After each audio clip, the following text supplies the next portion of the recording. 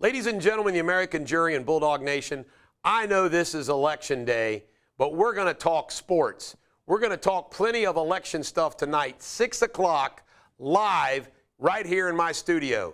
But my next guest is a pretty remarkable guest to have when you want to talk about pro sports in the state of pro sports. So coming up after this short commercial is the one and only, the Kansas City Jayhawk himself, Tom Dinkel. Why should you hire Dieters Law for your legal matter? Well, to be candid with you, Dieters Law is unlike any other law firm in the country. They fight for you. In a year and a half, Dieters Law secured nearly $100 million in jury verdicts on 40 cases. That is unprecedented anywhere in the country. If you ever need to hire an attorney, hire Dieters Law. They're unlike anyone else. Welcome back. Tom Dinkel, how are you, buddy? Outstanding, Eric. It's been way too long. Last time we did this was, God, almost 10 years ago on radio. Radio.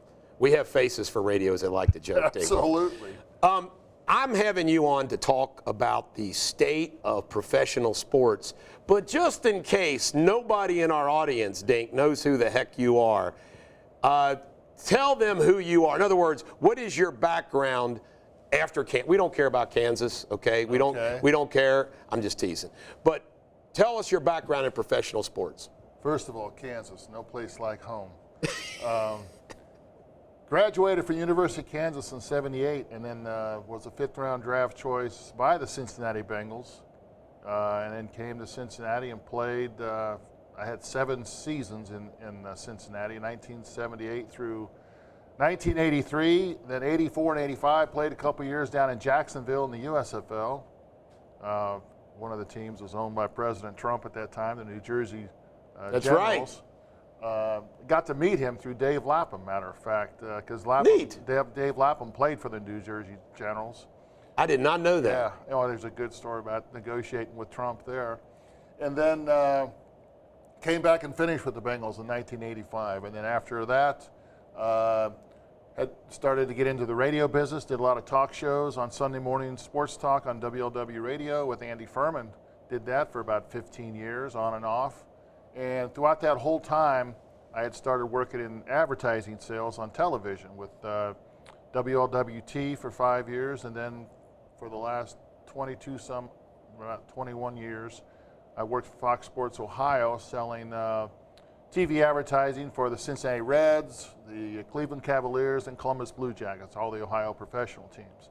And then took a buyout from 21st Century Fox about 4 years ago and started working with Spectrum. And so now I'm working with Spectrum here locally in Cincinnati, where I sell both television advertising on TV and on digital. So. Well, good for you. You obviously have had a career post-football. Curiosity question. Are you part of any of the NFL concussion litigation? Yes. As a former player, you had to sign up to be a part of any settlement. I was a part of the concussion settlement, but everybody thinks, okay, boy, the players won their case, they get all this money, but you only get the money if you need it. And that is if you have one of 8 of the symptomatic diseases, like Lou Gehrig's disease, Parkinson's, stuff like that, stuff that I'm really not even investigating. Good.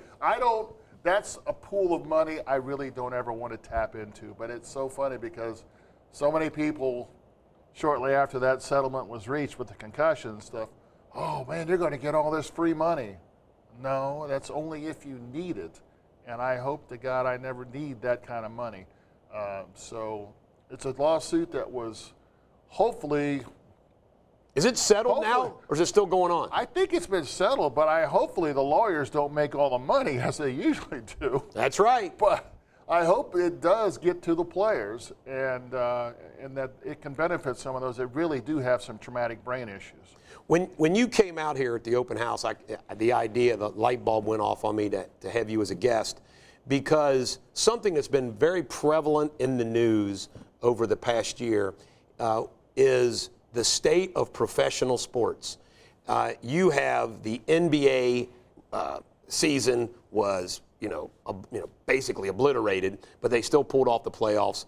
The ratings were way down. Major League Baseball, the commissioners came forward and said this is bad. The NFL lucked out a little bit of timing, but of course they're not letting people in the stands except a few absurdities, a few people scattered throughout the stands. But I wanted to have you on to talk to you about the current state of professional sports. And I'll start out with that big general question. As a former NFL football player and someone who follows all the sports, what are your thoughts about the state of professional sports in the United States these days? Well, first of all, I'm glad to see them playing the sports themselves. It's like any business. You got to get back to work. And I think what sports does, whether you are an NBA fan or I particularly can't wait for college basketball, and it's always been that way. When they took away March Madness last year, I was like, oh my God. And of course, people here in Kentucky and myself being a Kansas fan, we live for basketball season. But it's all tied into, it seems like it's all gotten into the political protest. And that's what I don't like about pro sports right now. I used to be able to turn on a television set, watch a game without seeing anything politically oriented within the broadcast. Now I see stickers on the back of helmets. Black Lives Matter. The great movement, I guess. But it's one of those, why are we putting those political messages on people's helmets when we didn't honor policemen who had been, assassinated, like they were in Dallas a few years back? That some of the players wanted to honor those policemen by wearing a badge or something. We don't allow it. It seems like more and more of these leagues have gone under the pressure of, the commissioners have just folded and just said, yeah, we'll welcome anything that satisfies the minority to prevent this backlash of media. And so I think it's one of those things, why some of those viewerships are down right now, especially NBA. Of course, NBA was the same old thing every night. They were playing in a bubble. They were playing down in Orlando at the Y World of Sports, which is a nice sports complex, but you had all this political messages all over the court. And I'm like, I don't want to see that. I just want to see guys play basketball. This all started with Colin Kaepernick and the kneeling during the national anthem. And, Colin Kaepernick had an opportunity to come back into the NFL, and he played the little games with his tryout. And, of course, he settled. And then you've had this Black Lives Matter issue, and it's my personal opinion, and I'm somebody that loves the Michael Jordan quote, Republicans buy tennis shoes too. And I think the players and these leagues have done themselves, this is my opinion, irreparable harm with a huge segment of the audience. There are, for example, Trump supporters who will never watch an NFL game again, and they mean it. And I think these leagues have hurt themselves. And then when you throw in the coronavirus, how they've handled that, yeah. I think that, I don't think it'll ever be the same. What do you think? Do you think pro sports will ever go back to crowded stadiums and everybody watching these games? I don't think so. What do you think? Well, that's the thing. You think of all these municipalities throughout the country. Look at Los Angeles right now. They just built, Los Angeles and Las Vegas. They both built, $3 to $5 billion stadiums. Billions. $1 billion stadiums. And when you get that kind of money invested, you got to put people in the stands. They're not going to allow those people into the stands. So what do you do with that investment? I think it was funny that Nate Silver came out, the NBA commissioner, yeah, and said, next year, we're not going to do the social protest thing on the court. And I'm sitting there thinking, oh, why not? It didn't work out very good for you. Yeah. And this is what, nobody talks about this. Nobody talks about it. One of the things I'm going to do on this show, Dink, is we're going to say what everybody's thinking, nobody's afraid to say. Here's what they forgot. Who buys the tickets to go to an NFL game, an NBA game, a Major League Baseball game, the big three. Yeah. Who buys those tickets? If I had to guess, there are far more Trump-type supporters buying those tickets than the liberal left who aren't into sports like, I mean, look at the football audience, Dink. True. Who is a football fan? A Trump supporter. Well, I've never looked at it from the political angle of it all because I would like to think, I know you do, but I would like to think people here in Cincinnati pretty much, well, yeah, everybody, I would hope if you like football, pro football, that you still support the Bengals. Now, a hell of a lot more people would be supporting them if they were winning right now on a consistent basis and have winning seasons rather than losing seasons. But I still think it gets down to the political agenda, first of all. Yes, police reform, that has to go its course. I don't know how people... How does LeBron James come out and doesn't say a word about cops being shot? No, that's what I mean. You can't have it just one way. I'm an all lives matter. I'm not a Black Lives Matter or whatever. So am I. But I do believe, yes, there have been some horrible stories of police, whatever you call it, abuse, whatever. But in that same breath, those guys have to be respected so much. How do you ever disrespect a police officer or defund a police, a police department by whatever they talk about, by taking away or wanting to put more counselors in with police cars and stuff? All that stuff just gets to be ludicrous. Everybody talks about white privilege. Yes. What I've been talking about is economic privilege. The reality is, it's not a white privilege issue. You say white privilege to some poor Appalachian white or some poor white person who lives in a city, they're probably thinking, what are you talking about, white privilege? Yeah. It's economic privilege. LeBron James, using him as an example, has great economic privilege. It has got nothing to do black, white, or different. I'm going to ask you about this, and I'm going to use you as an example. I don't mean to put you on the spot. You always have. Would you admit to me that as an employee of Spectrum, correct, you can't say and do certain things or you would be fired? Absolutely. I think that's with any business. I mean, when I go to post something on, say, Facebook, you're very cautious as to how you respond, and especially if it's a racial issue. I myself, I grew up, he'll love this, Eric. I grew up a block away from Monroe Elementary School in Topeka, Kansas. Ever heard of Topeka? Yes. That's Monroe Elementary School, right, a block away. Grew up in that neighborhood. I didn't grow up as like 1 through 6 years old until we moved. But it was black. Had blacks. I had Mexican neighbors. 6 years old, I didn't know the difference between anybody. They were my friends. I mean, I never even knew what all that stuff was about until I started reading history books in high school and stuff. And I'm like, wow, that's just a block away. Here is something that scares me, and I want to get your opinion about this. You have to be a little bit naive or stupid or blind, in my opinion, not to think that throughout professional sports, on those 3 major league sports, especially baseball and football,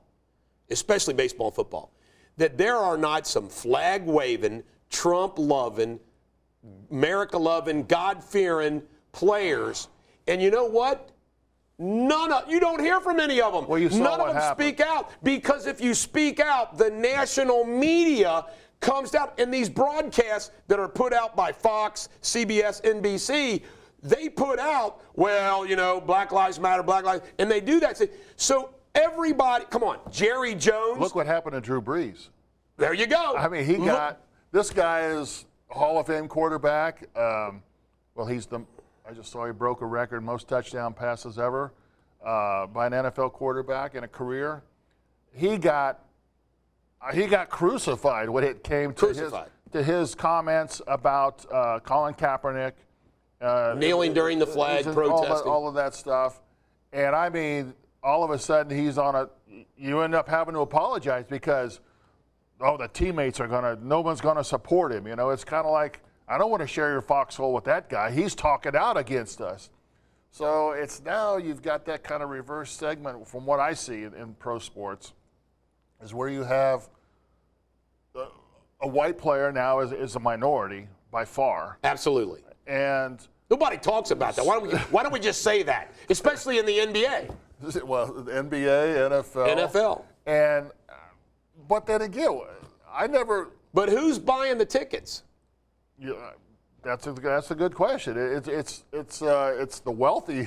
It's exactly. the wealthy Americans anymore. It's the wealthy Americans buying the tickets. And who knows where that's going in the future. And now, like I said, pro sports there's going to be a pause in there, because if you can't put people in the stands, you can't sell the luxury suites, and you can't sell the premium seats, so people can't go to the games. So your memorabilia sales are going to go down, because who wants to buy a $115 football jersey when you can't even wear it to a game? You're going to wear it around the house? That's a great insight. So, the extrapolation you're doing. It's just boom. And then you don't get these people. You take away the concessions, and you take away the poor people that work in those stadiums, and the tax revenue that's generated off of the ticket sales and the concession sales. So you've got a serious trickle-down effect of economics that's going to make this whole sports picture it's going to be adjusted. Now, will TV make up the difference? Because you would think more people watch TV because they're not going to the games. It was interesting when I sold for Fox Sports Ohio and Reds baseball for the last 20-some years. The Reds had their highest viewership when the Reds were home, when they played at home. That's because of awareness. But I think the more and more people don't go to the game, it doesn't become an event. I think I am an example of the American sports fan. I know my sports. Dallas Cowboy fan. College and Bengals. I know my sports, even hockey, because I have sons who play hockey. I know all the major sports, and I followed all the major sports. And you know what? I barely watch them, and I no longer put my schedule around the sports. I won't work my schedule around the Alabama game. I won't work my schedule around a Bengals game. I don't work my schedule around a Dallas game. And I think that's where most people are. And I think, you know what, I have this expression, Dink, life is hard. And we have all these little things that we use, music, movies, sports, to give us a break from life. Parties, barbecues, weddings, baptisms, birthday parties. Mm-hmm. And you know what? When you take the fun out of professional sports because they politicize them over all that political pressure, it's not entertainment. Yeah. It becomes a political statement. And what I really don't like is when you watch the games, whether it be Big 12 college football, NFL football, Big 10 football, you've got these commercials of players talking about we're united. Once again, it gets to be, what are the players united for? I mean, they're trying to make a statement, and it's about the Black Lives Matter movement. But what is the statement that I keep looking for? What is it that needs to be resolved to make everybody happy? I want to go ahead and say this, and I am excited about what Trump has done.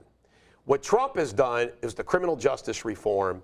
He has got this platinum plan that he's working on. He's going into the cities, and a lot of these black leaders, Kanye West, 50 Cent, Ice Cube, Brewer from the New York Giants football team, Jack Brewer, they're all recognizing that, hey, this guy cares. He's doing something. He wants to do something. I've made this challenge about Barack Obama, and nobody has sent it to me, and I challenge the audience now. Send me one photograph, one video of Barack Obama in a black neighborhood while he was president talking to the hood. You can't find it. He was having parties at the White House. Yeah. And that's what makes me mad about the Black Lives. See, here's what I think, Dink. They blew it with George Floyd. When all of us watched what happened to George Floyd, black, white, red, green, or purple, everyone in America said, shame on that police officer, what happened to George Floyd. And they used that, and they overplayed their cards and tried to take that and make it a race issue when it was a Martin Luther King Jr. issue. We all judged that straight up. What happened to George Floyd was wrong, and they blew it. They had an opportunity. But George Floyd was an opportunity for our country to unite in race, but the Democratic Party doesn't want it united. No, they don't want to unite. No, that's for sure. They don't want it. They want a divided country for their political purposes. And so you have these efforts, tying it back into our topic, you have these black players and these black leaders who want to politicize that. I'll guarantee you right now, LeBron James, the leagues, the head of the leagues, all these players now realize after the ratings, I mean, come on, what did Daryl Parks always say? Ratings and revenue. Ratings and revenue. It's not about politics. It's about ratings and revenue. And they now see what happens when they play politics. And I'm telling you, it's going to be interesting to see if they can get it back. And I predict it's never the same. What it looks like, I don't know. What do you think? My final question to you, what do you think the future of pro sports is with politics? With politics, but with politics comes its relationship to how sports, like I said, how does it react to the COVID-19 situation? Right. How do you put But people see, that's in this political. Yes, totally. The COVID thing's political. So I think sports are in a huge demise right now. I do too. Just as long as they continue to fund my pension, I'm pleased. By the way, we left out, look at NASCAR. Yeah. Look how NASCAR keeps coming. Yeah. And see, I call them corporate slaves is a word I used. The owners, the league presidents, and the players all acted corporate slaves because of the politicized media said to them, you better not have crowds. You better not play those games. You better cancel those games. You better listen to Black Lives Matter. You better let them protest. And I think it's blown up on them. Well, did you watch Oklahoma State play Texas last week? A little bit. It was like 75% capacity rather than 25%. I think the people in the Midwest had finally said, hey, this is too big a game. We're going to it. There was a good crowd. Yeah, NASCAR, they've got a broad, a huge plethora of problems in their sports. They tried to make a big thing with Bubba Wallace with the noose. Yes. That blew up on them. The noose had been there for years. I mean, it was a garage door pull down. It's something. And now they've got Michael Jordan as a car owner, which I think is a brilliant move. Good thing. But Jordan's always been involved in North Carolina. That's NASCAR racing. I couldn't believe it took this long to get him to sponsor a NASCAR team. Typical lawyer. I said it was the last question, but now I got another question. Don't you dream of the same world like I do, like Martin Luther King Jr., and don't you in your personal life, just like I in my personal life, are colorblind? We really want to call everything as we see it. Is this good or is this bad? It has nothing to do as we encounter blacks, Hispanics, gay. We don't care. We are looking for the content of people's characters, not the color of skin. I think that's the way most Americans see the world. How do you see the world, and what do you think? Well, as a white American, obviously, it's one of those things where I've never had to live as a black American.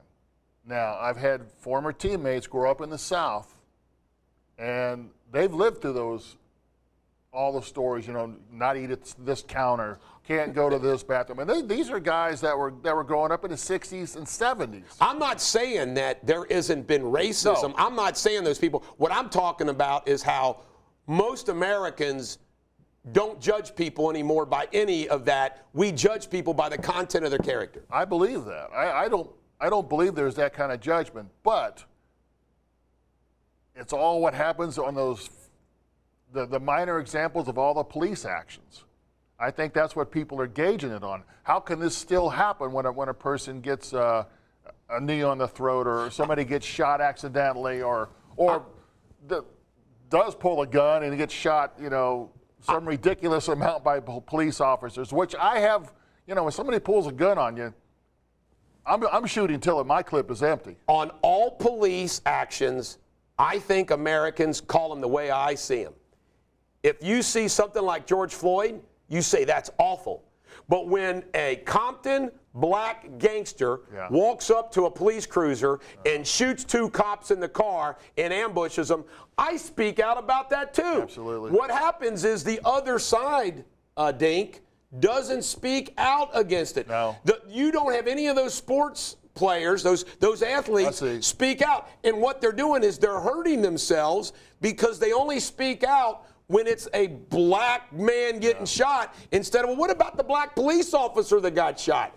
And that's the problem in America today. Nobody wants to call it the way it is. They want to spin. When truth and reality doesn't matter, it's pretty scary. Yeah.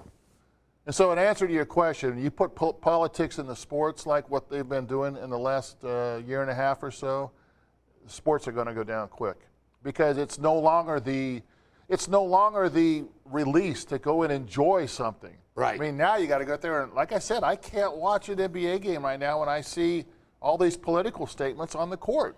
I can't look at a guy's name on the back of his jersey and it's some political message. I don't want to watch the game. So I'll turn to one of my 100,000 Netflix type movies that I've watched over and over again. There's some bad movies that have been made over the years, by the way. Some bad movies. This interview is just too good to not stop. I got to ask you another final question. You shared something, which I'm going to ask you to share now. I don't think it's a problem with you sharing it. I feel bad of what happened to Tom Brenneman. I think Tom Brenneman ought to start his own podcast, do his own show. You know, he immediately acted like a corporate slave and said all those things he's supposed to say. I need to go to counseling. I need to go all that stuff. I'm looking forward to the first time that somebody in Tom Brenneman's position stands up to it and says, hey, let me explain what was said in the context of what I said, and that's not what I meant, instead of this immediate cowering. You said something to me the other day, which I'd like you to tell the American jury, that he was actually making a comment about San Francisco and not Kansas City. Yeah, it was once again third party.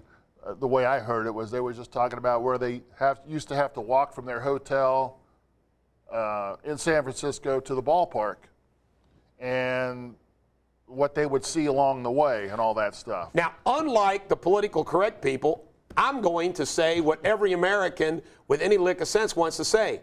Now, saying the fag word, you know, that's not kosher anymore. We all say gay. But is there anybody in America that doesn't know that San Francisco and Key West are the gay capitals of the United States? There's a large population, yes. And I'm not saying that in a derogatory manner. No. That is a matter of fact reality. Just like saying poor whites live in Appalachia. But I think in Tom Brenneman's situation, being a national broadcaster, being in today's society, it's the lawyers that have screwed it all up again. Lawyers have screwed up the world, Dink. You've heard my videos about that. I mean, lawyers have screwed up America. They took that little word that he said and then embellished it and it blew up. He could not have come back on and said what you said, because then he would be totally blackballed forever. Forever and ever and ever. He should have accepted his blackball, started a podcast, and made a fortune doing his own podcast. Probably true. But Tom Brennan, if you're watching this, you can use my studio. Okay, I'll tell him about that. But it's what an unfortunate. No, I've known Tom Brenneman since he did. I did Sunday night shows. I've never heard a bad thing about the guy. I did Sunday night shows on WLWT. It was called Bengals Extras. I had 2 interns that would guest host a show if George Vogel couldn't host a show. Tom Brenneman and Bill Hemmer. those were the interns that would sit in and we'd do Bengals Extra. Now, where am I at today? I'm in a studio with you. Right. They're on Fox News, and of course Tommy was the primary, one of the primary sportscasters of Fox over those years. But those guys, and I've known Tom for so long. He's not a racist, a homophobe, all these other names. He's a good guy. He's a good guy that just used the wrong language. He was my favorite football announcer. We have to run, Dink. I want to thank you for coming on the show. Hey, it's nice to be a part of Bulldog Media, man. This is sweet. We'll have to do it again. Thank you. I hope so.